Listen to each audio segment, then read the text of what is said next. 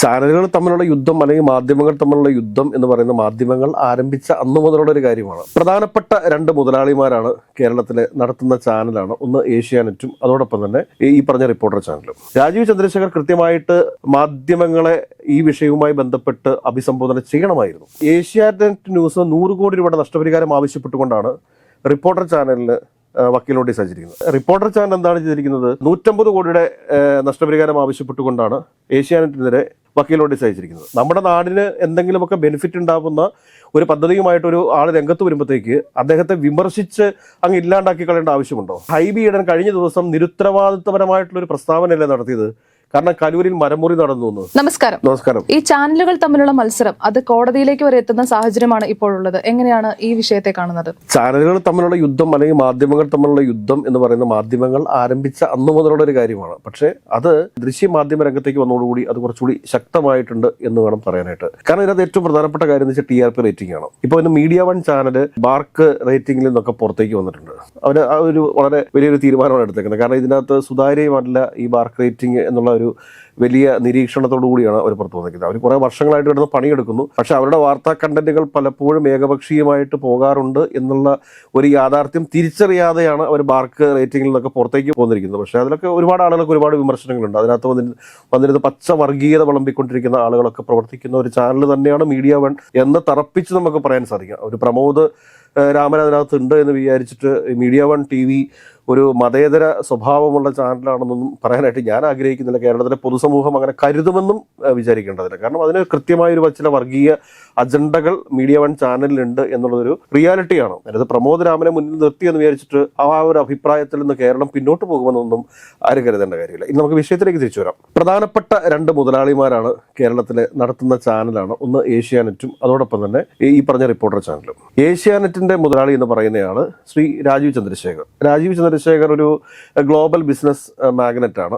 അതോടൊപ്പം തന്നെ reporter channel നടത്തുന്ന ആൻഡോ അഗസ്റ്റിനും ഒരു ഗ്ലോബൽ ബിസിനസ് മാഗ്നറ്റ് തന്നെയാണ്. കാരണം ഇവർക്ക് രണ്ടുപേർക്കും സ്വദേശത്തും വിദേശത്തുമായിട്ട് ഒരുപാട് ബിസിനസ്സുകൾ ഉള്ള ആളുകളാണ്. നേരത്തെ തുടങ്ങിയ അവർ ബിസിനസ്സുകാരാണ് എന്നുള്ളത് കൊണ്ട് തന്നെ ഇവർ രണ്ടുപേരും മുതലാളിമാർ തന്നെയാണ്. അതിനകത്തൊരു സംശയമൊന്നും വേണ്ട. പക്ഷേ അപ്പോഴും ഈ രാജീവ് ചന്ദ്രശേഖർ BJPയുടെ സംസ്ഥാന അധ്യക്ഷനായിട്ട് വന്നതോടുകൂടി അദ്ദേഹത്തിനെതിരെ പാർട്ടിക്കകത്തുനിന്ന് തന്നെ ഒരുപാട് ആളുകളുടെ പ്രശ്നങ്ങൾ അദ്ദേഹത്തിനെതിരെ സൃഷ്ടിക്കുന്നുണ്ട് ഒരുപാട് ആളുകൾ.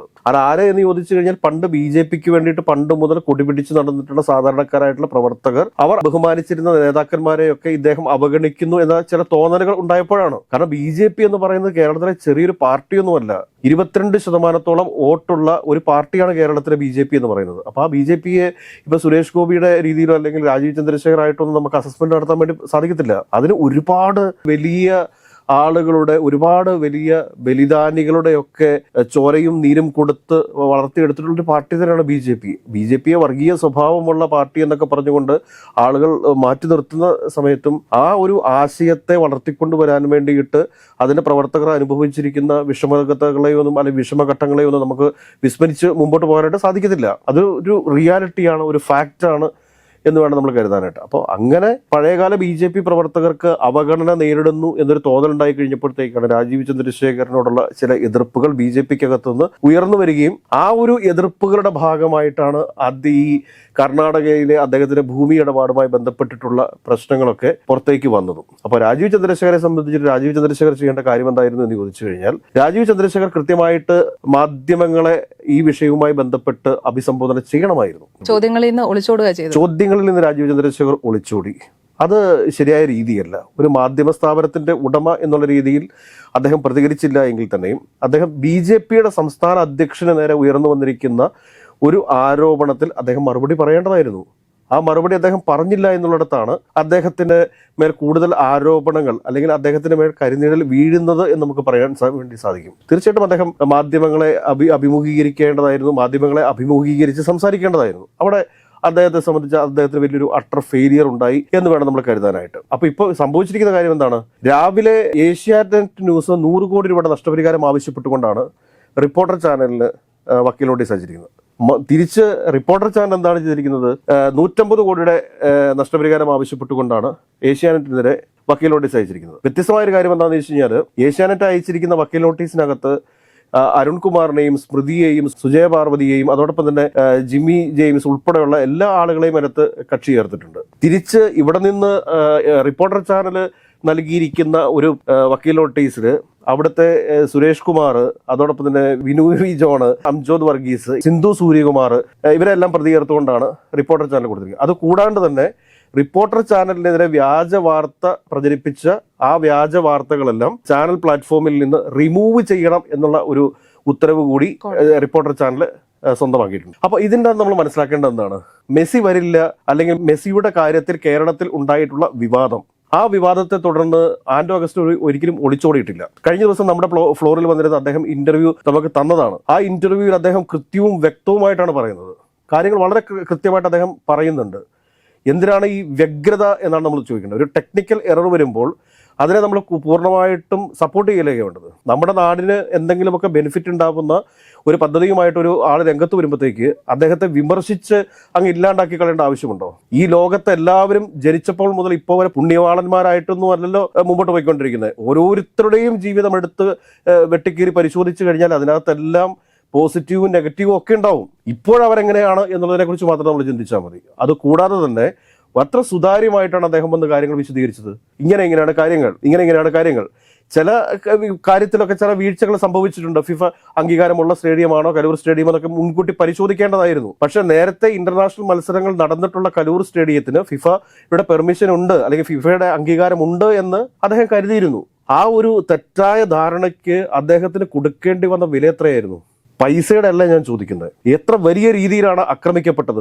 കഴിഞ്ഞ ദിവസം തന്നെ നമ്മൾ പറയും വെറുതെ വിമർശിച്ചുകൊണ്ടിരിക്കുകയാണ്. സത്യമാണല്ലേ? കാരണം പണി നടന്നുകൊണ്ടിരിക്കുന്ന സ്റ്റേഡിയത്തിനകത്തേക്ക് അവിടെ ഈ പുല്ല് വിരിക്കുക എന്നൊക്കെ, ഫുട്ബോൾ ഗ്രൗണ്ട് ഒരുക്കുക എന്ന് പറഞ്ഞു കഴിഞ്ഞാൽ നിസ്സാരമായിട്ടുള്ളൊരു ജോലിയല്ല അത്. അതിനകത്ത് ഒരുപാട് കാര്യങ്ങൾ ചെയ്യാനുണ്ട്, ഒരുപാട് എഞ്ചിനീയറിംഗ് വർക്കുകൾ ചെയ്യാനുണ്ട്, ടെക്നിക്കൽ വർക്കുകൾ ചെയ്യാനുണ്ട്. ഈ പുല്ലൊക്കെ നട്ടുപിടിപ്പിക്കുക എന്ന് പറഞ്ഞു കഴിഞ്ഞാൽ അത് ഫിഫ സ്റ്റാൻഡേർഡിനനുസരിച്ച് തന്നെ ചെയ്യണം. അങ്ങനെയുള്ള ആ ഒരു ഗ്രൗണ്ടിലേക്ക് ഇടിച്ചു കയറി അവിടെ പ്രതിഷേധ സമരം നടത്തുക എന്നൊക്കെ പറഞ്ഞു കഴിഞ്ഞാൽ അത് പൊതുജനങ്ങൾക്ക് മുമ്പിൽ അവഹേളിക്കപ്പെടുന്നതിന് തുല്യമല്ലേ ആവത്തുള്ളൂ. എറണാകുളത്തിന്റെ MP ആണ് ഹൈബി ഈഡൻ എല്ലാവർക്കും ഇഷ്ടമാണ്. പക്ഷെ ഹൈബി ഈഡൻ കഴിഞ്ഞ ദിവസം നിരുത്തരവാദിത്തപരമായിട്ടുള്ളൊരു പ്രസ്താവനയല്ലേ നടത്തിയത്? കാരണം കലൂരിൽ മരമുറി നടന്നു എന്ന്. അത് സത്യമാണത്. ചില്ലകൾ വെട്ടിക്കളഞ്ഞാൽ, അതായത് റോഡിലേക്ക് ചാരി നിൽക്കുന്ന ചില്ലകൾ വെട്ടിക്കളഞ്ഞാൽ അത് മരമുറിയാവൂ? എത്ര നിരുത്തരവാദിത്തപരമായിട്ടുള്ളൊരു പെരുമാറ്റമാണ്. ഇനി നവംബർ 30 എന്നുള്ളൊരു ദിവസത്തിലേക്ക് കലൂർ സ്റ്റേഡിയത്തിന്റെ പണികളെ എത്തിക്കരുത് എന്ന് ആഗ്രഹിക്കുന്ന ഒരു വിഭാഗം ആളുകൾ ഇവിടെ ഉണ്ട്. അവരാണ് ഈ പ്രശ്നങ്ങൾ സൃഷ്ടിക്കുന്നത്. നവംബർ 30 എന്താണ് സംഭവിക്കാൻ പോകുന്നത്? അവിടുത്തെ സ്റ്റേഡിയം നല്ല ഭംഗിയുള്ള സ്റ്റേഡിയം, നമ്മൾ വിദേശ രാജ്യങ്ങളിലൊക്കെ കാണുന്ന, നമ്മൾ സ്പോർട്സ് ചാനലുകളിലൊക്കെ കാണുന്ന രീതിയിലുള്ള ഭംഗിയുള്ള, കെട്ടുറപ്പുള്ള, സുരക്ഷാ സംവിധാനങ്ങൾ ശക്തമായിട്ടുള്ള ഒരു സ്റ്റേഡിയമായിരിക്കും അവിടെ നാടിന് വേണ്ടി സമർപ്പിക്കപ്പെടുക. അങ്ങനെ സംഭവിച്ചാൽ ഇവിടെയുള്ള മുഴുവൻ മാധ്യമങ്ങളുടെയും ക്രെഡിബിലിറ്റി നഷ്ടപ്പെടും. അതുകൊണ്ടാണ് ആന്റോ അഗസ്റ്റിന് വളരെ സ്ട്രോങ് ആയിട്ട് 150 കോടി രൂപയുടെ നഷ്ടപരിഹാരം ആവശ്യപ്പെട്ട് കോടതിയെ സമീപിച്ചിട്ടുള്ളത്. തനിക്കെതിരെ ഉയർന്നു വന്നിട്ടുള്ളതെല്ലാം വ്യാജ വാർത്തകളാണ് എന്ന് കോടതിയിൽ അദ്ദേഹത്തിന് സ്ഥാപിക്കാൻ വേണ്ടി സാധിച്ചിട്ടുള്ളത്. അല്ലാതെ ആന്റോ അഗസ്റ്റിന് ആരെയെങ്കിലും പേടിച്ചു വിറച്ചിട്ടൊന്നും അല്ല ഈ കോടതിയിൽ പോയിട്ട് ഈ ഒരു സ്റ്റേ ഓർഡർ മേടിച്ചുകൊണ്ട് വന്നിരിക്കുന്നത്. അതൊക്കെ തെറ്റായ ധാരണയാണ്. അവിടെ അതുപോലെ ഒരു കാര്യം നടന്നു കഴിഞ്ഞാൽ, സ്റ്റേഡിയം കൃത്യമായിട്ട് പൂർത്തീകരിച്ചു കഴിഞ്ഞാൽ മാധ്യമങ്ങൾ പറഞ്ഞതൊക്കെ പച്ചക്കള്ളമാണ് എന്ന് തന്നെ വരത്തുള്ളൂ. ഇത് ഒരു വാർത്ത കൊണ്ടുവന്നു. എല്ലാ ചാനൽ മുതലാളിമാർക്കെതിരെയും വേണമെങ്കിൽ വാർത്തകൾ കൊണ്ടുവരാൻ വേണ്ടി പറ്റും. ഏത് ചാനൽ മുതലാളിമാർക്കെതിരെയാണെങ്കിലും ആർക്കെതിരെ വേണമെങ്കിലും ഒരു വാർത്ത സൃഷ്ടിച്ചെടുക്കാനാണോ അധിക സമയം വേണ്ടി വരുന്നത്? അപ്പോൾ അന്വേഷണാത്മകമായിട്ടുള്ള രീതിയിൽ ഇറങ്ങിക്കഴിഞ്ഞാൽ എല്ലാവർക്കും എതിരെ ആർക്ക് വേണമെങ്കിലും എപ്പോൾ വേണമെങ്കിലും ഒരു വാർത്ത സൃഷ്ടിച്ചെടുക്കാവുന്നേ ഉള്ളൂ. അതുകൊണ്ട് നമുക്ക് ഈ വിഷയത്തിൽ പറയാനുള്ള കാര്യം എന്താണെന്ന് വെച്ച് കഴിഞ്ഞാൽ, ഇത് ആരുടെ പക്ഷമാണ് ശരിയെന്ന് തോന്നിക്കഴിഞ്ഞാൽ രാജീവ് ചന്ദ്രശേഖർ മാധ്യമങ്ങളോട് ബാംഗ്ലൂർ വിഷയവുമായി ബന്ധപ്പെട്ട് കൃത്യമായ ഒരു വ്യക്തത വരുത്താത്ത അത്രയും സമയം നമുക്ക് പറയാൻ സാധിക്കും രാജീവ് ചന്ദ്രശേഖർ കുറ്റക്കാരനാണ് എന്ന് പറയേണ്ടി വരും. മറിച്ച് അദ്ദേഹം സ്വതന്ത്രമായി മാധ്യമങ്ങളെ കാണുകയും മാധ്യമങ്ങളോട് ഇതിങ്ങനെയല്ല, അത് കള്ളമാണ് എന്ന് തെളിയിക്കുന്ന രേഖകൾ ഉൾപ്പെടെ നൽകുന്ന സമയത്ത് നമുക്ക് പറയാൻ സാധിക്കും രാജീവ് ചന്ദ്രശേഖർ ആയിരുന്നു ശരി, റിപ്പോർട്ടർ TV തെറ്റായിരുന്നു പറയാൻ പറ്റും. അതുവരെ റിപ്പോർട്ടർ TV പറയുന്നത് നമുക്ക് വിശ്വസിക്കാൻ സാധിക്കത്തുള്ളൂ. മെസ്സിയുടെ കാര്യത്തിൽ കൃത്യമായ വിശദീകരണം റിപ്പോർട്ടർ TVയുടെ ഉടമ തന്നിട്ടുണ്ട്. അതുകൊണ്ട് തന്നെ റിപ്പോർട്ടർ TVയെ നമുക്ക് കൂടുതലായിട്ട് വിശ്വസിക്കാൻ സാധിക്കുകയുള്ളൂ എന്നാണ് എനിക്ക് പറയാനുള്ളത്.